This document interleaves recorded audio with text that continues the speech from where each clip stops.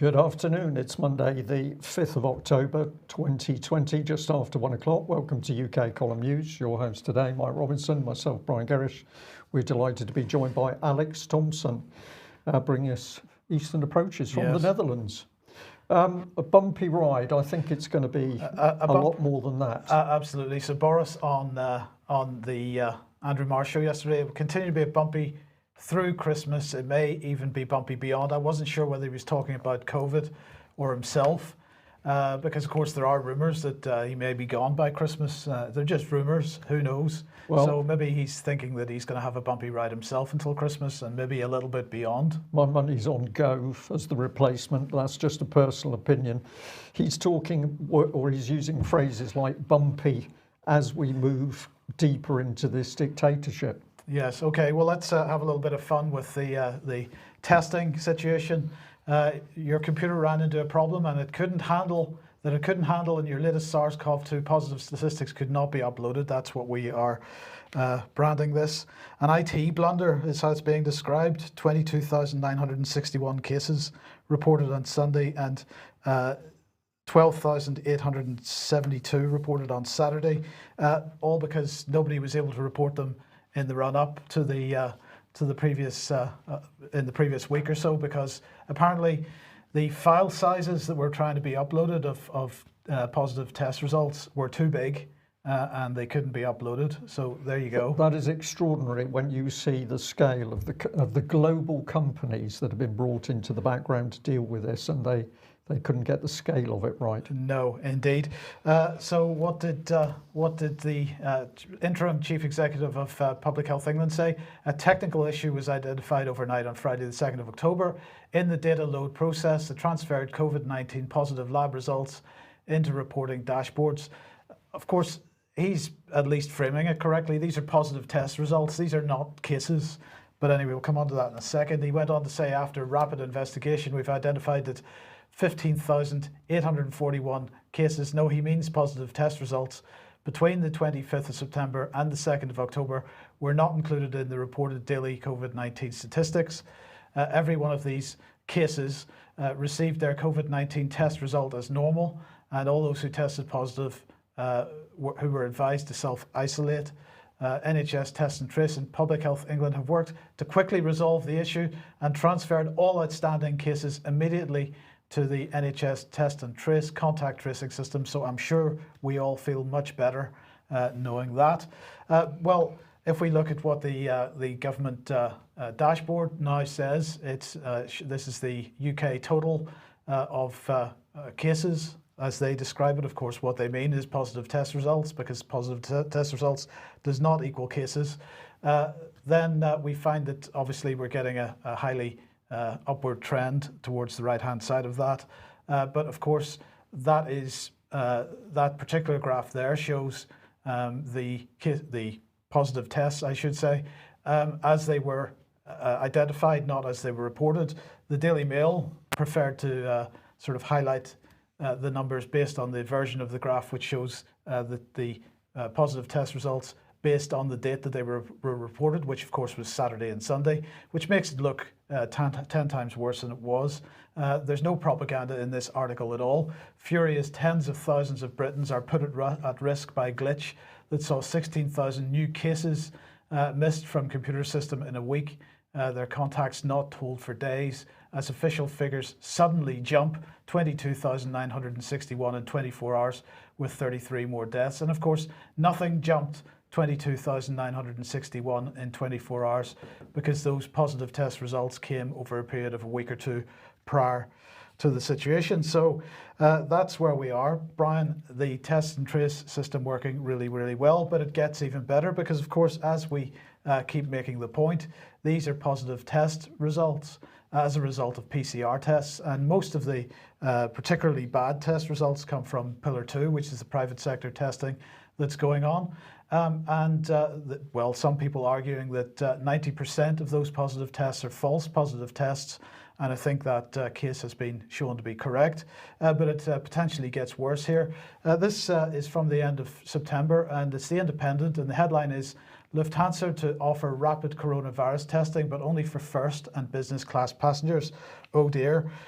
Well, what are they talking about here? Of course, this is the type of test that Boris Johnson has been talking about, the really convenient antibody test that's going to take a matter of minutes to get a result from. The type of test that Boris described as being very similar to taking a pregnancy test. And so this article is saying that at the end of that, Lufthansa had announced plans to offer rapid COVID-19 testing to passengers. But it says that they were going to be using a test which is much faster than PCR testing, and it was going to be from a company providing a test called Binax Now, and the company is Abbott's. So here it is. Here we go. Binax Now taking COVID-19 testing to a new level, rapid antigen test, so this is all about scaling up access to coronavirus testing. But here's the problem. If we actually look at the sort of disclaimer at the bottom, the Binax Now COVID-19 UA test has not been FDA cleared or approved. So this is an American company. They haven't had approval or clearance from the FDA to sell this, except it has been authorized by the FDA under an emergency use authorization for use by authorized laboratories. So that's where we're at. Now, the information that we are getting is that the reliability of these tests, these particular tests, not singling out this particular manufacturer, on their own here, but these types of tests are even less reliable than the PCR tests, and actually much more likely to provide false positive results. So rolling these types of tests out is only going to make the situation even worse. Well, this is upping the angst the whole time and getting people used to the idea of being tested, Mike. And somebody in our chat box has said, yeah, you get used to being tested and then you get used to being vaccinated. So this is a psychological operation on a massive scale again. Alex, maybe we could bring you in at this point and say and ask, what is the situation on the continent? Are people in the Netherlands and Germany and France getting the same level of bombardment over testing as we are in Britain?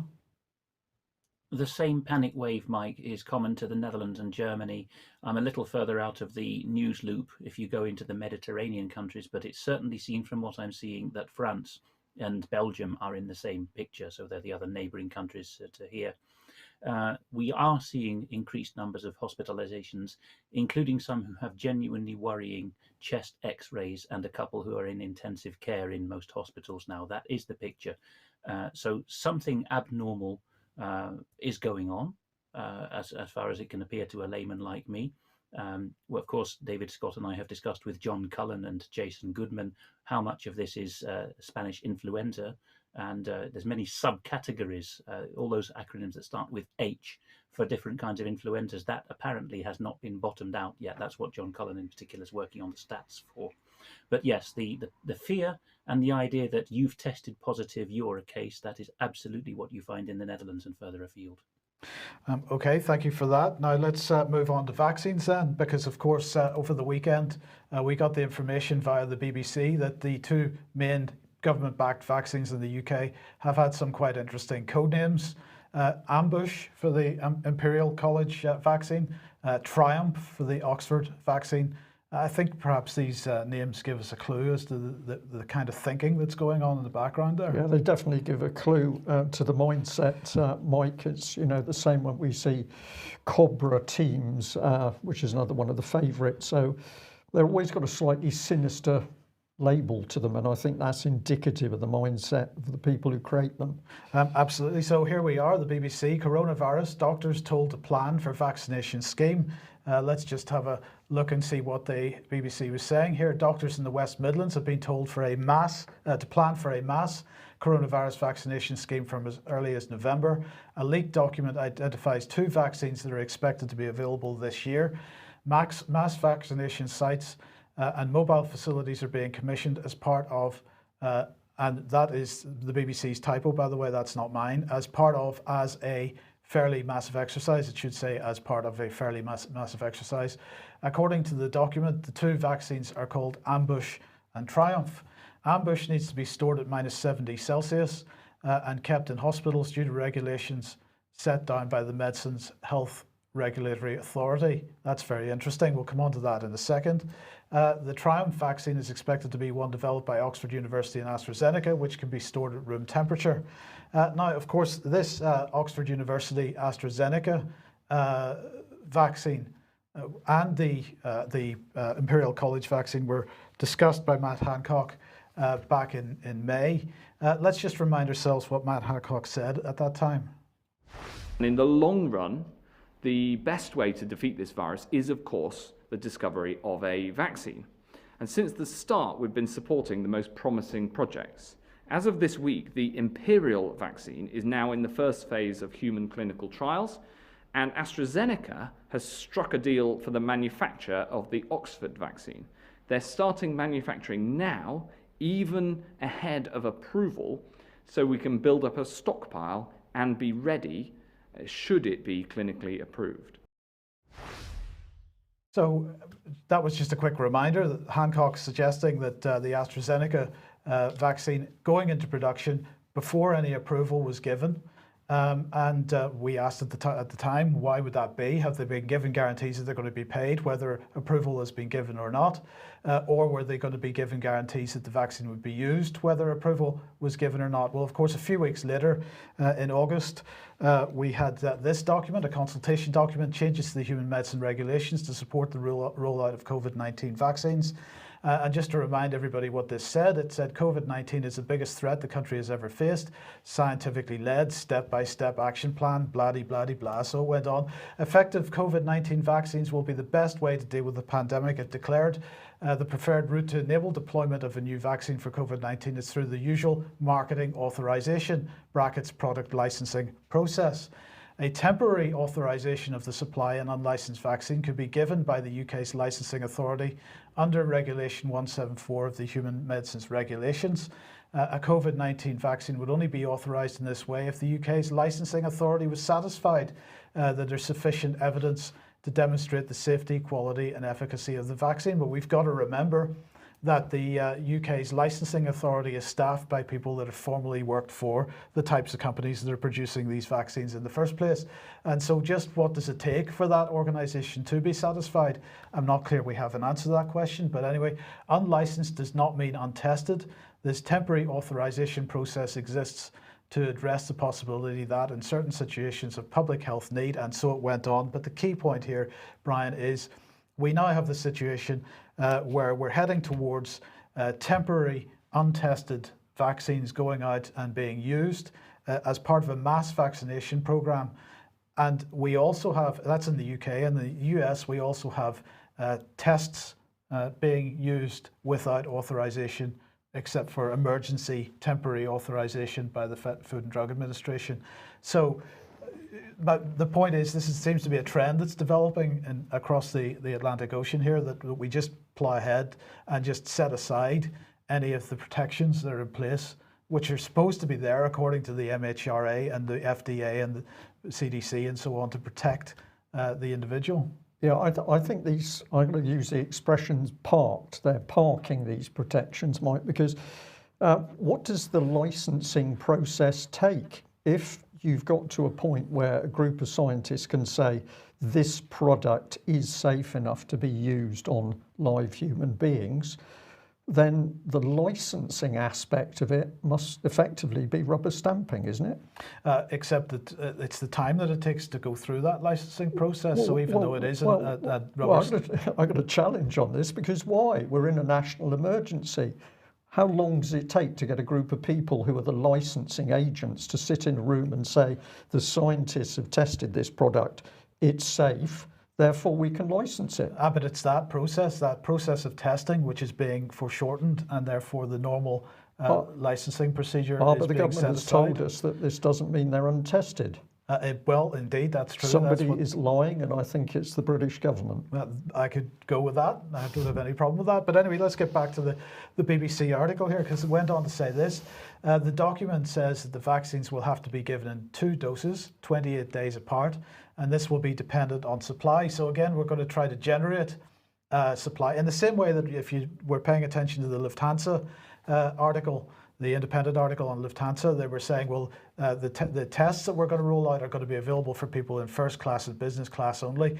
They're effectively driving demand by artificially limiting the number of people that get access to this. So speaking earlier at Birmingham City Council COVID-19 Engagement Board, Paul Jennings, Chief Executive of Birmingham and Solihull Clinical Commissioning Group, said 800,000 people would be prioritised in any rollout. So the decision has to be made who those 800,000 people are. But I haven't heard of this Birmingham City Council COVID-19 Engagement Board before, Brian. Well, we're going to have a little look at what's happening here, but what we're seeing, Mike, is that the whole network of organisations and boards and partnerships and committees that really came into being with Tony Blair's reign is now being put into effect, so that policy from central government is just flowing through this raft of committees so that it's enacted as fast as possible. And of course, we reported a week or so ago that the government had set up this internal collaboration hub, which was working alongside the Cabinet Office to do that very thing, to ensure that once a policy decision was made by somewhere within the government of occupation, that policy was going to be enacted on the ground as soon as possible. And now we're starting to see the structure. So this was how it was being reported in local news. So Birmingham Live, massive vaccination plan for Birmingham before Christmas, involving hundreds of thousands of people. COVID engagement board, that gets a mention there.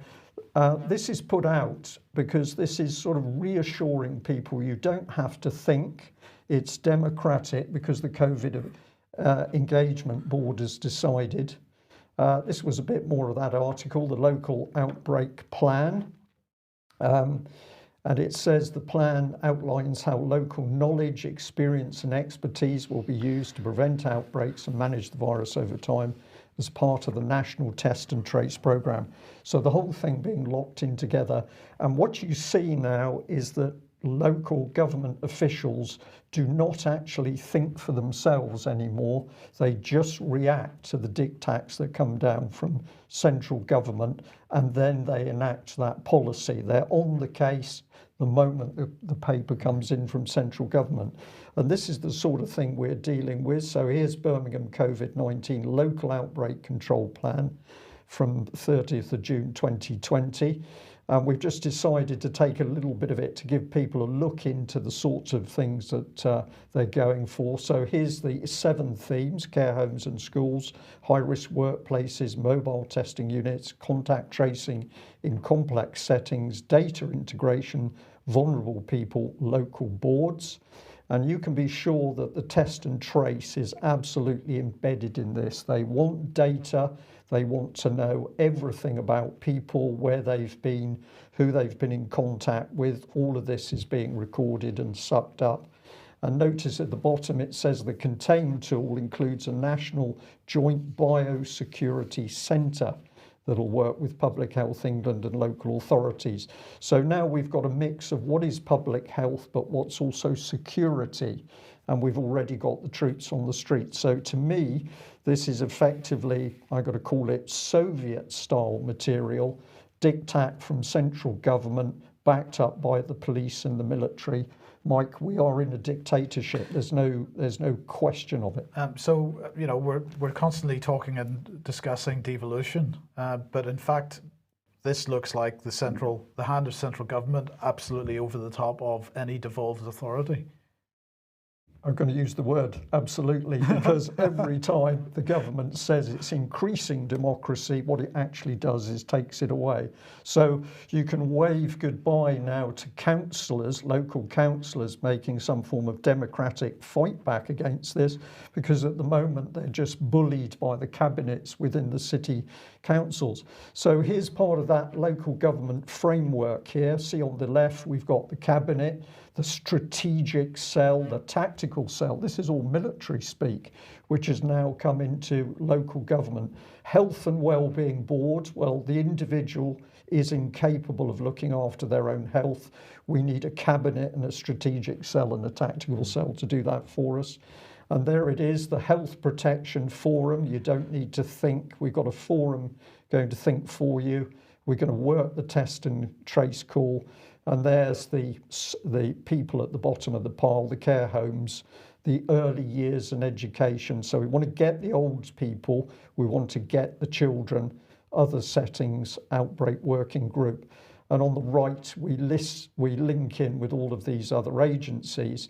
But where I've always believed this stuff gets really dangerous is if we have a look here at the composition of the local engagement board. We've got councillors, but these councillors are not going to act for local people. They're going to do as they're told by their party, political party, and the cabinet selected councillors. But notice that you've got the police embedded in this, so no separation of powers whatsoever. This is a dictatorship. And if that's Birmingham, well, here's Doncaster. Somebody kindly gave us this email that had been sent out. So coronavirus Doncaster update. The current rate of infections in Doncaster remains at over 40 per 100,000 people. Well, we all ought to be sheltering under our beds because that's clearly Project Fear. And of course, what he actually means is positive tests per 40 positive tests per 100,000. My common sense has gone out of the window now. We're just seeing pure propaganda and pure spin in order to get people completely fearful as to what's going on here. Well, it is not just, I mean, the BBC article and what Brian's been talking about here have been focusing on Birmingham, but it's not just Birmingham because a number of people sent this to us this morning, so thank you very much. So this is from Wales. The Welsh authorities looking for a senior project manager for the mass vaccination programme, which is going to be taking place in Wales. So let's just have a look and see what they had to say there. We're looking for an exceptional, enthusiastic and highly motivated individual to programme manage the COVID mass vaccination programme for the Welsh University. Well, I'm not going to try to pronounce that. I do apologise to anybody in Wales for their health board. It goes on to say this, working with a range of partners, the key aim of the programme is to vaccinate the entire population of that town, including its healthcare workers as a key part of our response to the COVID pandemic. Well, you'll be glad to know that the salary for this, it runs from £38,890 to £44,503 per annum. And a response from one member of the public to me was this, that's not a lot in return for killing half the population. Yeah, and that response from the member of the public shows the cynicism that's now coming onto the table. But the project manager is going to be working, it says, with partners, and this is where the danger is, because who is accountable? If you point the finger at your local council, they say it's not us, it's the board. Point your finger at the board, who are you talking about? So this is the deliberate breakup of democracy, and you've introduced this massive scam of COVID-19 to provide the smokescreen. Alex. That Welsh local health board is Cwmtaf Morgannwg, which used to be known as the Vale of Glamorgan, which is the area south and west of Cardiff. For overseas viewers, particularly American, you can think of South Wales in similar terms to the Great Lakes and Pennsylvania Rust Belt. People in the rest of the country, or in authority at least, look down their noses at these post-industrial plebs, basically, and think that they're ripe for culling, I'm afraid to say, is the long short of it. The only frame that makes sense to me for understanding the segment you've just gone through is that of population optimization. Population optimization. I understood mostly from David Ellis that this is how the captains of industry at a very high level think. Are there enough workers and not too many suckers on the teat of charity, as it were? I came across an extremely good quotation on this from the mid-20th century by the insightful writer C.S. Lewis. He says, of all tyrannies, a tyranny sincerely exercised for the good of its victims, this is plural as a whole, for the population, not for the individual, because the individual has no say anymore, but for the population as viewed from outside it, supposedly. A tyranny exercised for the good of its victims may be the most oppressive. It would be better to live under robber barons than under omnipotent moral busybodies. Well, we've just seen a diagram of how omnipotent moral busybodies exist.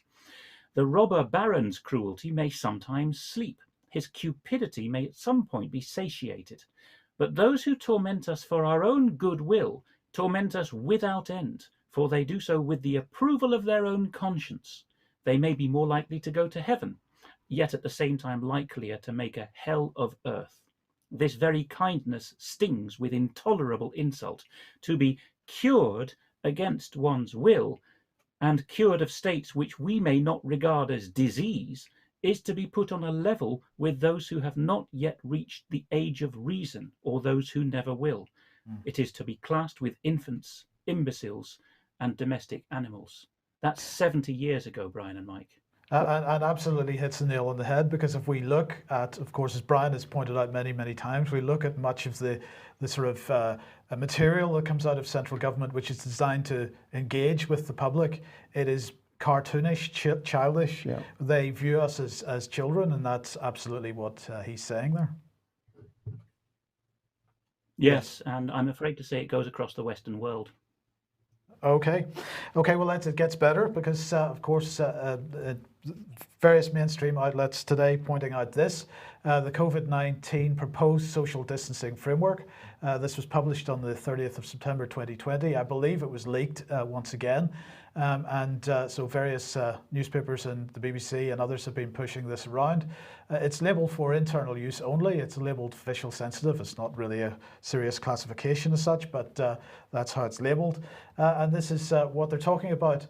3 local alert levels of non-pharmaceutical interventions for the effective management of risk. Alert level 1, 2, and 3. And let's have a look at some of the detail of this.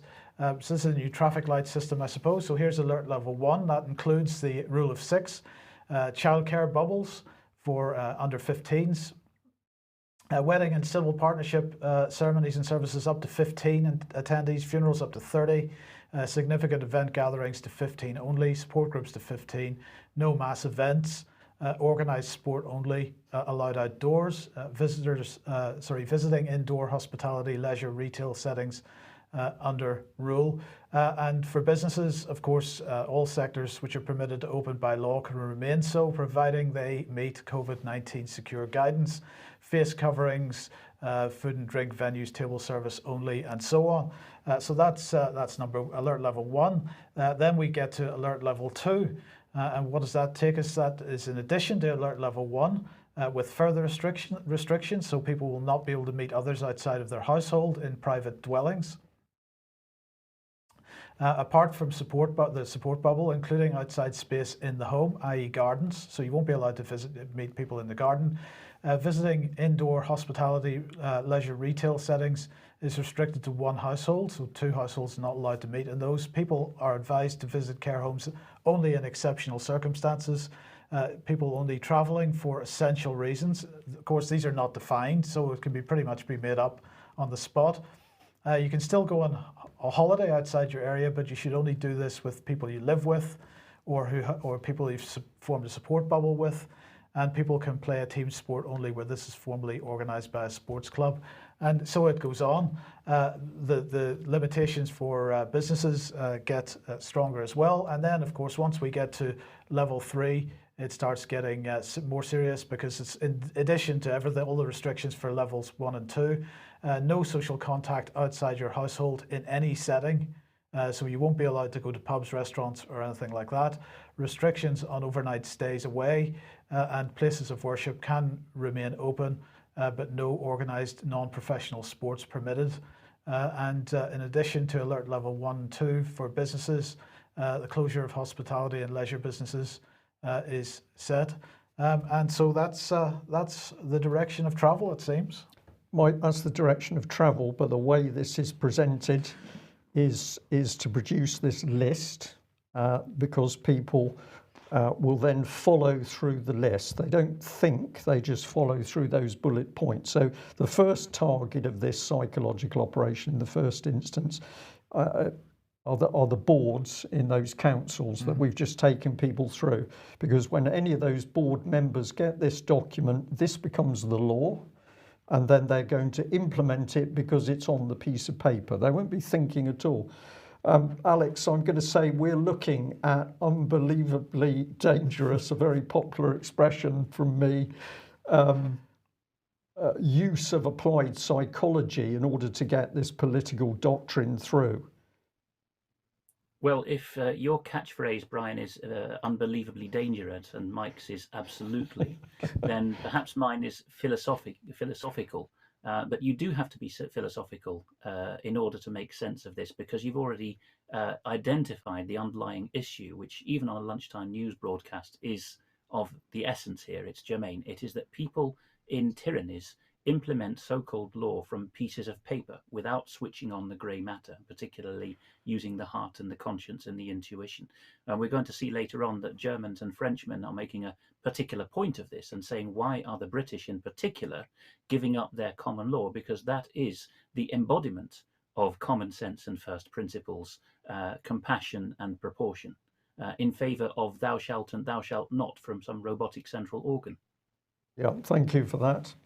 Well, how do we know that the government is getting a little bit windy about the reaction from the public? Well, I think we know because we're suddenly seeing a dramatic increase in surveys asking us what we think. Let's have a look at this. This popped up over the weekend on Sky News. Are you satisfied with Boris Johnson's decision to face the current situation? Notice that the yes has got a good green colour to it. And of course, it's 55 or maybe 60%. The nose, well, that's a bit of a wishy-washy pink colour, but that's definitely less than half. And the I don't knows, well, they're a dirty brown colour. But as far as this is concerned, hopefully they're going to be saying yes. So what is this? I think this is now use of more propaganda tools in order to try and seed the idea that people actually agree with this dictatorship as it installs itself, which of course they don't. Well, of course, that's from mainstream press, so can it be trusted? Hard to say. Let's have a look at what Patrick did over the weekend. Patrick Henningsen did this, if you want to have a look at his Twitter feed. Survey, do you believe we're actually in a real pandemic right now? Brackets, no caveats, it's straight yes and no answer. Now this poll is closed, but 9,872 votes is quite a response to that, and 84.7% of the people said no, they do not believe we're actually in a real pandemic at this point. So I think that's quite an interesting response and statistic. And I would believe that we're looking at a correct response here, Mike, because when you talk to people now, you're sensing from a very large number of people that they are unhappy with what's going on. They don't quite understand it, but they're not comfortable with it. They're beginning to see through the scam. Now, if you like what the UK Column does and you would like to support us, then please head over to ukcolumn.org/community. There are options to join us there, and your help very much needed and very much appreciated. Now, Alex, let's move on to Dr. Rainer Fuellmich. Is that how we pronounce his name? Spot on, Dr. Rainer Fuellmich.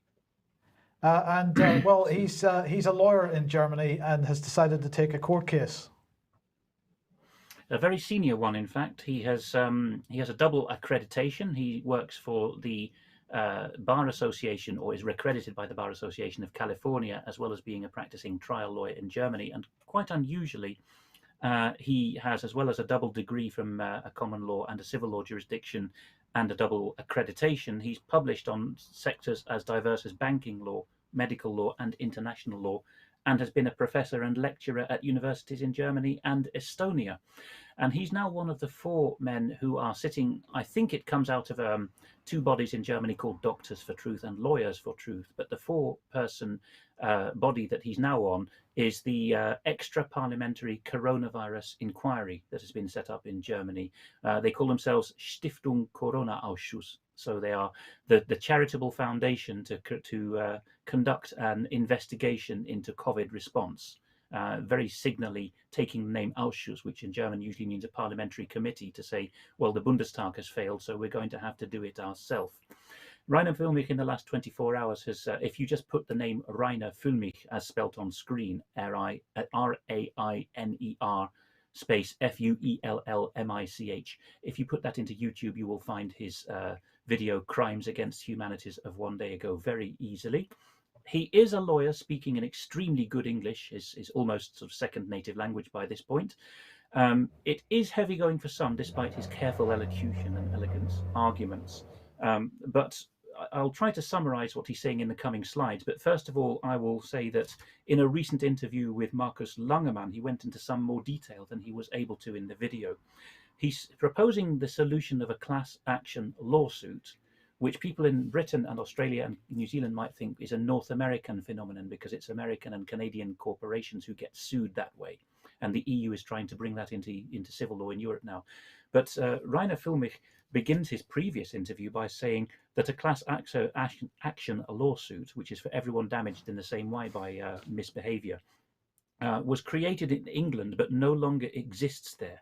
He says a few hundred years ago this was already. Now he goes into more detail about his trio. In fact, we can put the quotation on screen at this point because that's a good introduction.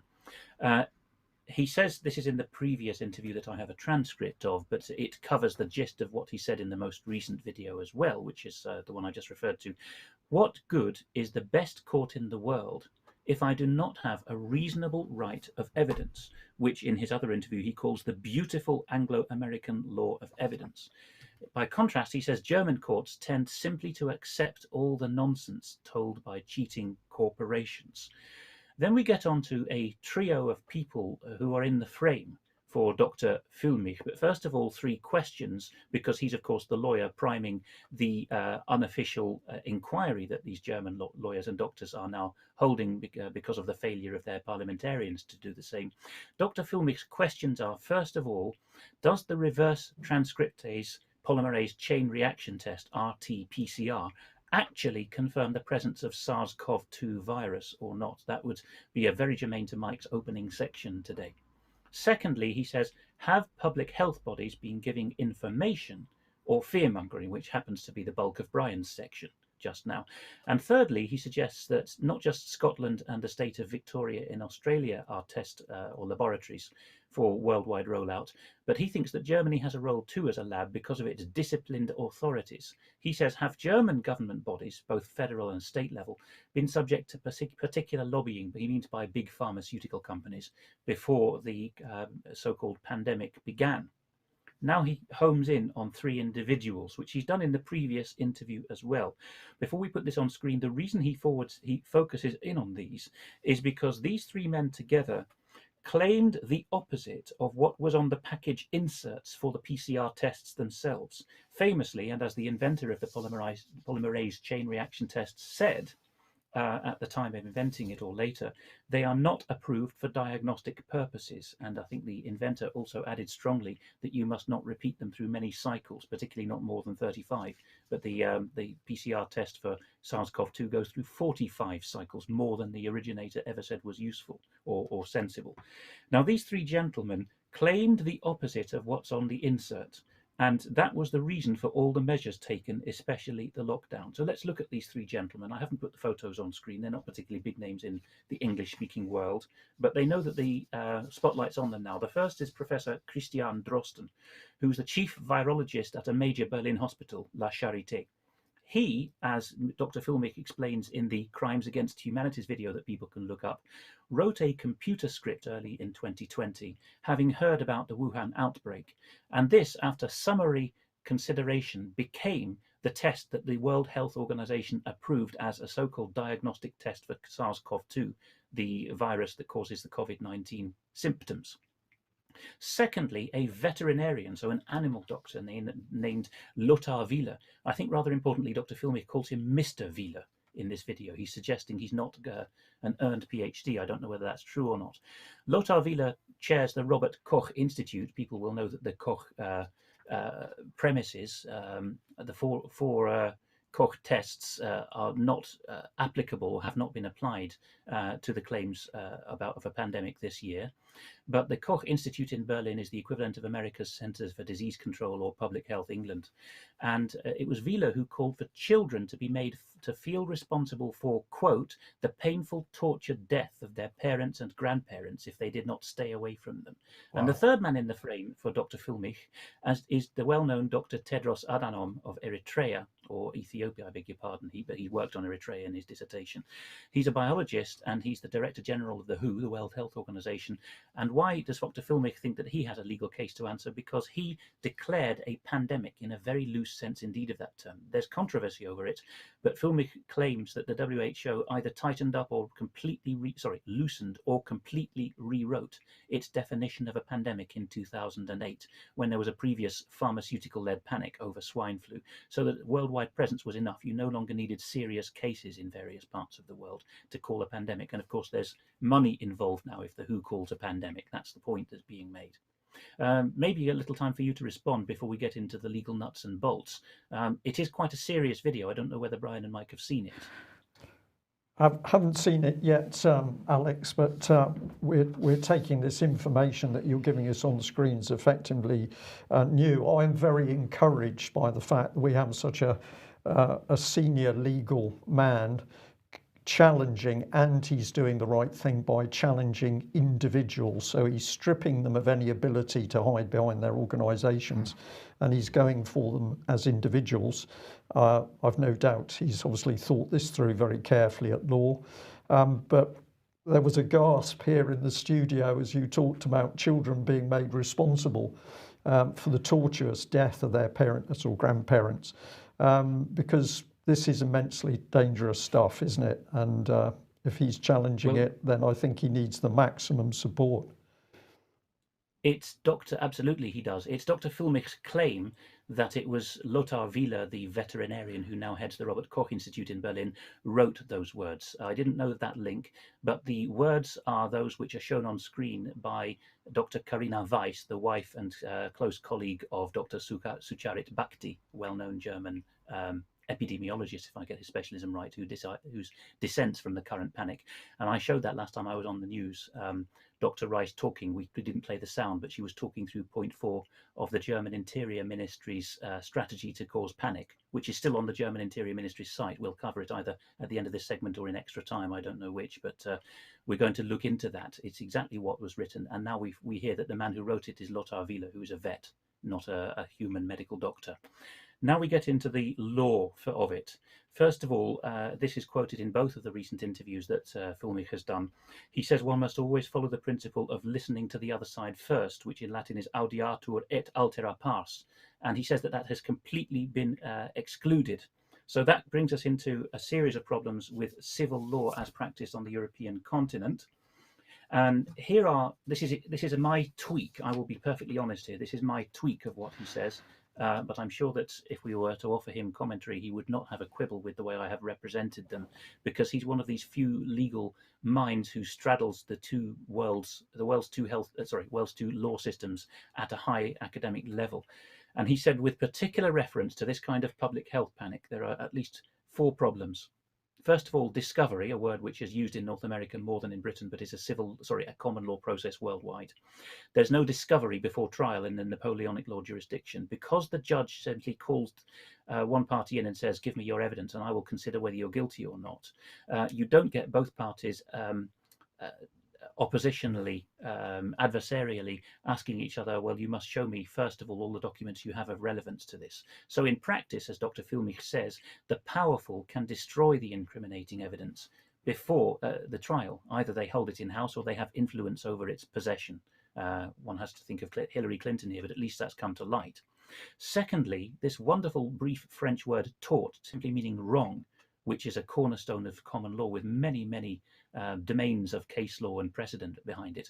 That doesn't exist as such in the civil law jurisdictions. Most civil law jurisdictions simply have one single article in their books of civil code, which say that if you cause someone an injury knowingly or willingly, then you are liable, which has caused all kinds of jurisprudential problems because it has to be worked out from scratch with nothing else to go on. Tort, on the other hand, has centuries of precedent and tradition behind it, and you've got a more fleshed out understanding of human nature there. For example, in this case, well-meaning people in authority say everyone must stay indoors. People die and suffer and lose money and livelihoods as a result and have their health and families broken up. That's tort. That's wrong. In the civil law jurisdictions, as Dr. Fuellmich says, you have to prove intent very strongly, not just the results. Thirdly, Dr. Fuellmich says, when judges are in the lead in a trial, they will lend credulity to the mightier party. Yes, sir, no, sir, 3 bags full, sir, is the practice. If a mighty pharmaceutical or a federal Ministry of Health says that was the best we could do, A judge is going to say, well, of course, because he's funded by the state. A jury is going to say, in the famous words of the Christine Keeler trial, well, they would say that, wouldn't they? Their sympathies are with the underdog and the common man. Fourthly, Dr. Fuellmich says, continental prosecuting lawyers, attorneys, barristers, whatever you wish to call them, are not trained in the law of evidence, furnishing proofs, because the judges they appear before, and this is increasingly true in Britain with the move towards European-style tribunals, they are geared towards philosophical arguments. They like dancing on pinheads. They don't like lawyers coming up and saying there has been a quantifiable harm here. And it's not just this German either. Here is a quite senior legal commentator, Dr. Gregor Pupink, a PhD of law, who has been on many expert committees at Strasbourg level, so European coordination of law outside the EU. This is a completely separate body, the ECHR. And he's done some very detailed observations on ECHR and Strasbourg judges. He, for example, was the lead author of that PDF that caused a splash this spring about Soros' influence on non-governmental organizations at Strasbourg. Dr. Pupink, European Centre for Law and Justice Director General, says common law, and he said this in an interview presenting a book about his findings observing Strasbourg for many years, where common law and civil law judges sit on the same cases, which is chalk and cheese, so it always ends up in a mess. He says common law bases its reasoning on analogy. In other words, an English or American judge is going to say, have you caused harm? Well, obviously you have. Pupink adds continental judges, and sadly increasingly American and especially British judges, are not used to analogy. They don't spot major premises, first principles, and they don't spot precedents. And so they find themselves basically operating in a vacuum, judging without restraint, are his words. And he goes on, the consequence is judicial activism. Well, even in America, that's a big problem now, but even more so in Europe. Government by judges. I think we're going to leave it for extra time to talk about the German scaremongering document, aren't we? But just to close off this section, people can go to the URL that's on screen now, eclj.org/writers/Gregor-Pupink, and they should also look at this interview, which they can find in a search engine on the ECLJ website, about the ECHR, full interview with Boštjan M. Zupancic, detailed observations on what Britain and America are losing, particularly Britain, in the headlong rush towards civil law, and its particular relevance to trying to prove that the government and health authorities and pharmaceuticals have caused us lethal harm. I'll just say, Alex, what came into my mind as you were running through that, or specifically, of course, we're talking about the impact of COVID here. But what came into my mind was to be inside one of the family courts here in UK, where, of course, you're not seeing common law at work at all. You are seeing judges do so many of those things, giving a judgment based on the mightier power and using philosophical principles that have come through the so-called child protection documentation. So I think we're all guilty, aren't we? We've allowed our common law to be trodden underfoot, and now when times are really dangerous, it's very interesting to see that people are reaching for the protection of proper common law and proper trials within a common law court. That is absolutely the. Go ahead, Alex. That is absolutely the key issue that's there is how much have we handed over to professionals? I mean, here in the Netherlands, they have no juries at all, which even Belgium and France do have. And Dutchmen have got so lazy in this that they'll say, well, I don't want to judge another man's case. I want to leave it to a professional.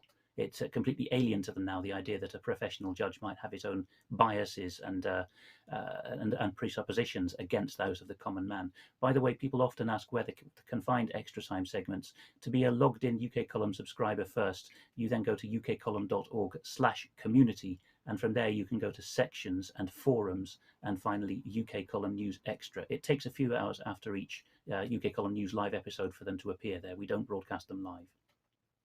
Thank you for that. Okay. Well, where does that take us? Well, it's going to take us to Tesco, remarkably, and we'll do this section very quickly, but a very big thank you to one of our viewers who got a little email from Tesco and paid attention to it. Let's have a look at what it said. Well, of course, it said every little helps. Together we can do this. But essentially, the chief executive said that it's been a while since they'd written and they needed to do an update.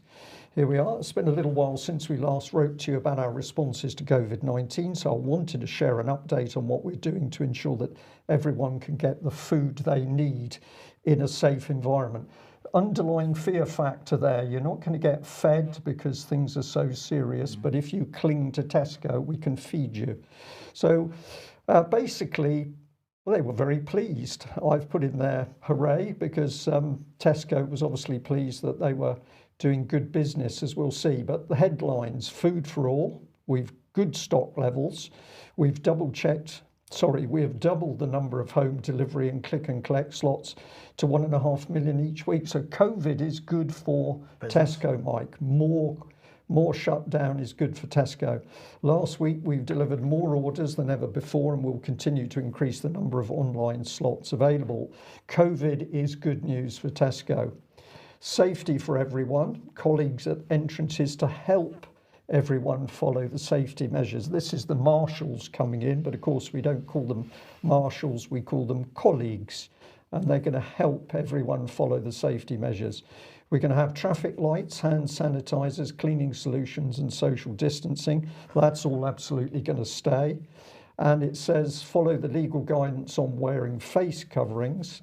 If you haven't got a mask, we have packs of masks to buy, so we can make a bit more profit out of you. And then they give you a reminder the police are able to issue fines for not wearing a face covering unless you are exempt. So it's carrot and stick all the way through, Mike. Intimidation, warnings, but at the end of the day, Tesco can make more money out of you. Well, they're supporting communities, in case you don't know. So 1.5 million raised for the charities Diabetes UK, British Heart Foundation, Cancer Research, and they're not supporting David Noakes, I don't believe. Our Bags of Help community grant scheme has awarded 4 million to over 8,000 groups supporting communities affected by COVID-19. Well, how are these communities affected by COVID-19? Aren't we all affected by COVID-19, Mike? So don't know what that one's about. But we've expanded food donation during the pandemic, donating 3 million of food every month, and launching a new partnership with Olio to help distribute even more food. Apologies for the typos there. And they're going to support their own colleagues. Paid absence for self-isolating, face coverings and screens. That's all good news. 16,000 new permanent roles, excuse me, for help with demand for online orders. It's all an expansion of Tesco business. And then we've arranged free access to 2 mental wellbeing tools, Headspace and SilverCloud, to all of our 300,000 colleagues. So the situation is so bad that Tesco is admitting it's now got mental health problems, but they're going to help colleagues. Well, this is where they're going to send colleagues to, Headspace. What are they into? Well, this is the use of mindfulness. It says Headspace loves science. Just 10 days of Headspace can increase happiness by 16%. No, this is real, Mike. This is real. So we're not going to get rid of the problems, like let's deal with the nonsense of lockdown, which is depressing people. We're going to go to a company like Headspace because that's going to make you happy. Or you're going to, excuse me, you're going to go to SilverCloud, breaking down barriers, improving outcomes. And this is the chief executive, Ken Carhill. Now, he doesn't actually say that he's got any mental health qualifications or health qualifications. So the drive of this company is all to do with connection over the internet. That's what it's about. But interesting people, encourage people to have a look at, because several of them are connected with University College Dublin. So presumably they've taken their research into a profit making opportunity. Founder and scientific advisor here, Gavin Doherty. What have we got? We got this young lady. Well, she's eclectic background, not really any health, although she has worked in research, a lot of computer stuff. And then we had this gentleman that I paid attention to because he was a clinical psychologist, but he's also been helping roll out digital healthcare. So let's just pop back to SilverCloud. What would you think that they've got an award in? Mental health? Must be mental health or something. Well, I'm afraid not. No, the awards that I picked up was that they're one of the top 100 global disruptive companies in healthcare. So they're boasting that they're involved in disrupting the present system to get in their system. And this man is on their team, and I was fascinated because he's also working with the NHS Innovation Accelerator. As a clinical psychologist, I bring patients know best to the NHS Innovation Accelerator. My aspiration is that anybody in the UK will have access to their own healthcare data, be able to share it with whomever they please, and to participate proactively with the record to manage and lead their own care. So I found that very difficult to believe, because basically the last people the NHS are considering at the moment is the individual, and it's giving your data to other people. Oh no, selling? Selling, Mike, yes. So maybe this gentleman's a bit confused. But this is the NHS Innovation Accelerator, and what you will find is that it's the NHS locked into big commercial organisations and a whole range of people. Let's put a few of them on screen. You've no idea really what these people are about. Some of them work with government, some of them with big pharmaceutical companies, some of them have got their own businesses, or they're into big banks and money. It goes on and on. We don't know who they are or what they're doing. But what we can find is that that same company, SilverCloud, has got contracts with the NHS, and here they're getting a recommendation by the NHS that their online mental health application works. So that seems a little bit of a nice circuitous relationship. But the key bit is that we've no idea who these people are transforming the NHS. But now, of course, they're all being backed slightly indirectly, but by Tesco. Good. Just what we need? Possibly not. Let's just briefly remind ourselves from Friday, the Coronavirus Act and the missing 300. Where were they? Who were they? Well, we now know that. Thank you to everybody that pointed it out to us. But also, there seems to be a link to the Simon Dolan case here, because, of course, if you remember, there were amendments were attempted to be made to this, but Lindsay Hoyle, the Speaker, refused to allow those amendments. And he said this then risks decisions that are rightly the responsibility of Parliament, ultimately being determined by the courts. Well, the only major court case in this area that's going on at the moment is the Dolan case. So clearly there was a concern within Parliament that any amendments or any opposition to the the extension of the Coronavirus Act will ultimately result in a positive situation for the Dolan case. So let's just look at who voted for what. We can find that all 330 MPs that voted for the extension of the Coronavirus Act 2020 were Tory MPs. The 24 that voted against, as we mentioned on Friday, a few Tories, SDLP, a few Labour, and all of the Liberal Democrats were in there, and also the Green Party.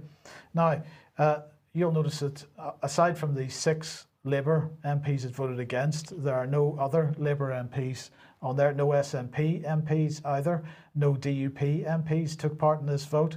So that's mostly where the 300 missing MPs were, from the Labour Party, from the DUP, from the Scottish National Party, and from the SDLP, I think it was. I think the one that voted against was Alliance Party. I may have misspoken there, but this is Nick Simmons, the Shadow Home Secretary, who said apparently here in the UK we have seen over 42,000 deaths, lives altered in ways unimaginable a year ago, and our economy facing one of the worst recessions on record. He went on to say, we accept the challenge that presents, which is why we've recognised that in a pandemic, any government needs extraordinary powers available. We will not block its passage. So this is just, Alex, an unbelievable statement from the Shadow Home Secretary, because what he's basically saying is that because the government has created all these problems with the economy, he's created all these problems with the National Health Service, it's created all these excess deaths through the lockdowns, which he's not acknowledging, but that's what the situation is nonetheless. He's saying that under those circumstances, then the government that created those problems in the first place needs extraordinary powers to solve the problems that they created in the first place, and so the Labour Party isn't going to block its passage. I noticed that they didn't decide to not block its passage by voting for the extension. They just didn't vote at all. Well, abstentionism, of course, as in the United Nations, is a sort of cowardly way of going along with an agenda without being seen very transparently to do so to your own electorate. Well, very quickly on that, I would say that one of the silver linings to this summer's Supreme Court shenanigans, where of course people know that an act of Parliament or a bill at that stage was found unconstitutional, which is not supposed to happen in either the English or the Scottish Constitution, has a flip side to it, which is that now we have our Madison versus Marbury moment. In the United States, within 15 years of ratifying the US Constitution, it had gone through courts that Congress could not enact unconstitutional legislation, even where the Constitution did not particularly prohibit them in words from doing so. There was such a thing as court testing of constitutionality. People have shirked the idea of that in Britain for many decades, centuries in fact, but we do now have our Madison-Marbury precedent in the form of that Supreme Court judgment against Mr. Johnson and the government this summer, and it can be used in order to do the job that the parliamentary opposition is failing to do, which is to strike down legislation as unconstitutional. And it should be used. Yes. Yes. Are we going to go on, or are we going to leave it there for now? I think on this occasion we should go on, Mike, because I think that what we've got to bring to our audience today needs to be brought in front of them. Okay, well, we'll just skip this one and we'll move on to the next story. Go ahead and introduce it. Well, we bring in our old friend Tobias Ellwood, and it was a couple of days ago, the 30th of September, UK Column reported this man's incredible speech in Westminster, where he suggested that we needed more engagement with the Ministry by the Ministry of Defence in order to help and carry out the critical national project, which is COVID-19. And of course, you pointed out, Mike, that he's Lieutenant Colonel in 77 Brigade, so he's involved, or his outfit is involved in spying on the British public via social media.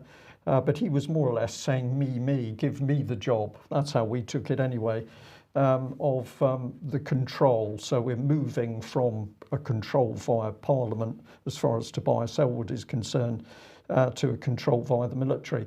Well, a member of the public emailed him, and we'll just show you this remarkable exchange, because the subject was, what are we to make of your most recent comments in Parliament? And the gentleman said, as a former serving army officer myself, albeit in the Territorial Army, I would now suggest you have a long, hard think about what you're doing and what the implications are of what you said in Parliament. As the people wake up to what's really happening, you're leaving yourself exposed to a public backlash that will leave you in a common law court in front of a jury of your peers. Now, I have taken some out. All of the email was polite, but I just had to keep it a little bit short. Everything our nation is currently experiencing is a lie, and I believe you know this. And to trigger this great reset, the collective and corporate deep state had to trash the global economy, so enter COVID-19. To put it bluntly, my friend, you are actively partaking in the rollout of global fascism. So that was a pretty crunchy email. This was the response from Mr. Ellwood. Let's bring it up on screen. I suspect you have not done your research. Please stipulate what you believe I've said. And please don't use the words mandatory vaccination, because I never said this. Any program would be voluntary. Isn't that just wonderful, Mike? Rest assured, it's all voluntary. So our viewer went back again to Mr. Ellwood. Let's just have a look at what he said. Thank you for responding so quickly, Mr. Ellwood, but please don't underestimate me. Of course, I do my research. Indeed, I've well over 30 years of detailed research under my belt when it comes to unravelling the truth about the hidden governance that influences our elected servants in Parliament. Now, here's what you said according to Hansard. Now, I've taken the big block of text out, but Tobias was given back his own words as recorded by Hansard.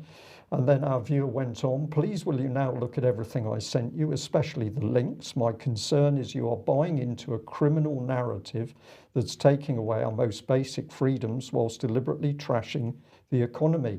But worst of all, it is the fact that any debate about vaccines has been deliberately shut down, and any questioning about what is planned is condemned as being the work of far-right conspiracy theorists. Please advise, but do your research first. The people are waking up to this.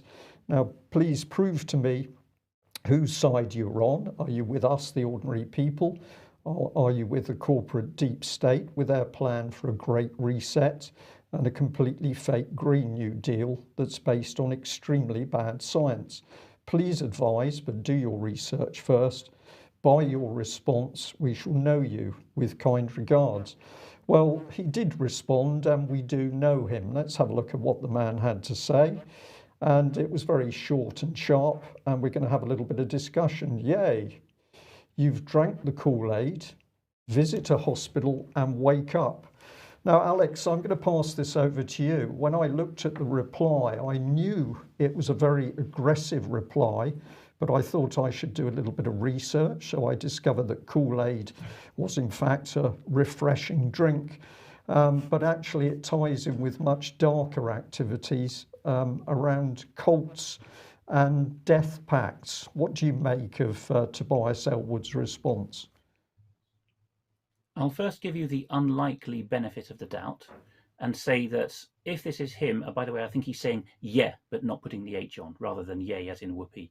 But yeah, you've drunk the Kool-Aid. The best gloss you can put on that is that Mr. Ellwood is using it in the very loose sense that it's only very recent of the last 10 or 5 years, which is to say you're away with the fairies. Yeah, you're up, you're round the tree. And he signs off by saying visit a hospital and wake up. The best understanding of that, the best will in the world, is that he means go and see that there are real people suffering from the current epidemic. Now, the much more likely logical and linguistically correct view, which is that he, being of his generation, knows that it was actually the wrong brand name, but it's become standardized. Those nearly 1,000 people who died in the Jonestown massacre, a cult mass suicide, well, a forced mass suicide in Guyana in 1979, were given a cyanide-laced soft drink, not Kool-Aid, but a related brand. And so certainly people of his age and my age know that, and at his level of education, that what's really meant by drinking the Kool-Aid is committing forced suicide. And go and visit a hospital and wake up, to me, with his background as an officer in the Army's mind-bending unit, is much more likely to be a visceral response saying, go and get your head sorted out. Suggestions there of mental reframing in hospital settings from both of the things he said. Alex, thank you very much for that. I had to say that when I first read it and looked for an explanation, I took it as veiled threat. Perhaps he didn't mean it as a veiled threat. But if we just pop this up on the screen, people can check this out for themselves. So I've got a Wikipedia explanation of the Jonestown massacre. But what are the choices? Well, either Tobias Ellwood was using some form of arrogant humour about psychiatric hospitals to anybody who challenges political ideas, or it was a veiled threat referring, as you say, to Jonestown and a suicide cult. When I see this coming from a man who stood up in Westminster saying, well, I really should be in charge of running the whole COVID programme, I think there's something very dangerous happening. But we'll leave it there. Perhaps our viewers would like to comment on that. Sorry, just one last thing. I did want to do this because a couple of days ago we had Grant Shapps MP on screen and we asked what this flag was. At the time, I saw it very much as black with the red. Well, we asked what it was. A lot of viewers picked it up and said it was the British Civil Air Ensign. And this is because he's very keen on flying light aircraft. So fair enough, Mr. Shapps, that's what your flag is. But I'm going to say something on a much more positive note. And that is that the response we had for viewers to that question was truly astonishing. I had so many people researching and then providing an answer. That is the response we'd like from viewers who are delving into other topics that we're raising, Mike. Yes, I'll just make the point here. Of course, he was posing with his books in the background there and so on. And he's got the British Civil Air Ensign there. It's slightly hypocritical because if I remember correctly, his light aircraft is registered in the United States because there's less bureaucracy involved in keeping it airworthy and so on as a result of that. So to have the British Civil Air Ensign there, I think there's a bit of a problem with that. Yeah, okay, but we'll leave it with well done, our viewers. Alex. Just quickly, Alex, yeah. Two things that I didn't get round to saying earlier, which fit in very neatly with Mr. Elwood. The first is the correct term I should have used earlier is Koch's postulates, Koch''s postulates. That is an example of core medical science not being applied this year. And to tie in with the slinging of accusations of being mentally inadequate coming from government, it's interesting that Dr. Fuellmich, the German lawyer we featured in the middle of the show, as early as 1999, when he was doing one of his big cases taking on industrial corporate negligence cases in Germany, had the German BBC equivalent, ZDF, tarnish his reputation by superimposing images of Scientology on the screen while discussing him. A German court order made them desist. So the German BBC is another one, even 20 years ago, that's no stranger to this tactic of gently suggesting that anyone who doesn't go along with the programme is a nutter. Yeah.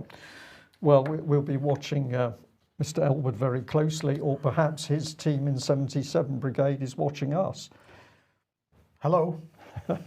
We'll say hello and goodbye. Thank you very much for joining UK Column today. Thank you very much for all the support that we've been getting. If you're not already a subscriber, please consider taking out a subscription. We'll leave it there. Bye-bye. Bye-bye.